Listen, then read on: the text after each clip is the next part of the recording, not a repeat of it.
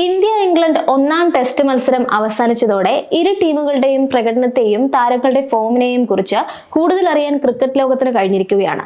രണ്ടാം ഇന്നിംഗ്സിന് ഇറങ്ങിയ England India മുന്നോട്ട് വെച്ച 371 റൺസിന്റെ വിജയലക്ഷ്യം പിന്തുടരുകയും 5 വിക്കറ്റിന് ഇന്ത്യയെ പരാജയപ്പെടുത്തുകയും ചെയ്തു.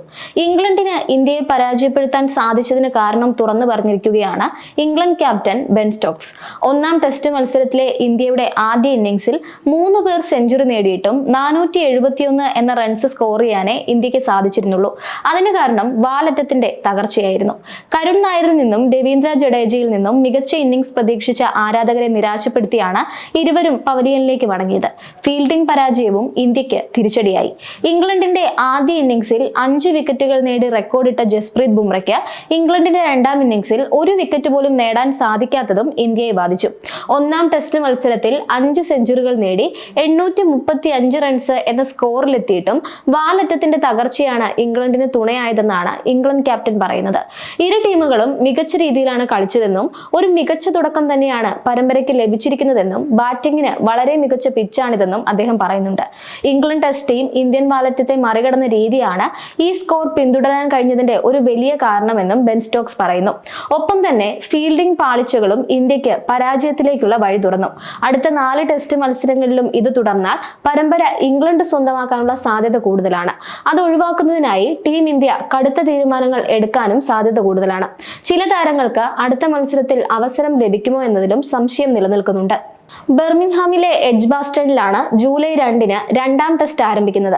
അപ്പോഴേക്കും ടീം ഇന്ത്യക്ക് ആദ്യ ടെസ്റ്റിലെ വീഴ്ചകളെല്ലാം പരിഹരിക്കേണ്ടതുണ്ട്.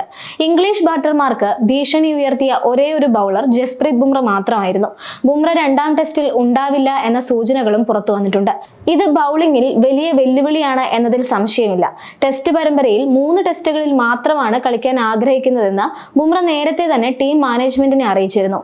കൂടുതൽ മത്സരങ്ങളിൽ പങ്കെടുക്കുന്നത് ആരോഗ്യത്തെ ബാധിക്കുമെന്നതിനാൽ ബുംറയുടെ പങ്കാളിത്തം കുറയ്ക്കേണ്ടത് അനിവാര്യമാണ്. അതുകൊണ്ട് ഒന്നിടവിട്ട ടെസ്റ്റുകളിലായിരിക്കും ബുംറ കളിക്കാൻ സാധ്യത എന്നാണ് വിവരം. പരമ്പരയ്ക്ക് മുമ്പ് കോച്ച് ഗൗതം ഗംഭീറും ഇക്കാര്യം സ്ഥിരീകരിച്ചിരുന്നു എന്നതുകൊണ്ട് തന്നെ ബുംറയുടെ കുറവ് നികത്തുക അത്യാവശ്യമായ കാര്യമാണ്.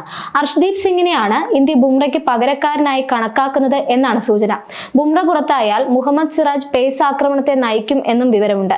ആദ്യ ടെസ്റ്റിൽ ബാറ്റിംഗിലും ബൗളിംഗിലും പരാജയമായ ഷർദുൽ താക്കൂറിനെ ഒഴിവാക്കി ഓൾറൗണ്ടറായ നിതീഷ് കുമാർ റെഡ്ഡിയെ കളിപ്പിക്കുകയും ബൗളിംഗ് ശക്തമാക്കാൻ കുൽദീപ് യാദവിനെ കൂടി കളിപ്പിക്കാൻ ഇന്ത്യ തീരുമാനിക്കുകയും ചെയ്താൽ കരുൺ നായരെയും ഒഴിവാക്കേണ്ടി വരും. പ്രസിദ്ധ് കൃഷ്ണയും പുറത്തിരിക്കാനാണ് സാധ്യതയുള്ളത്.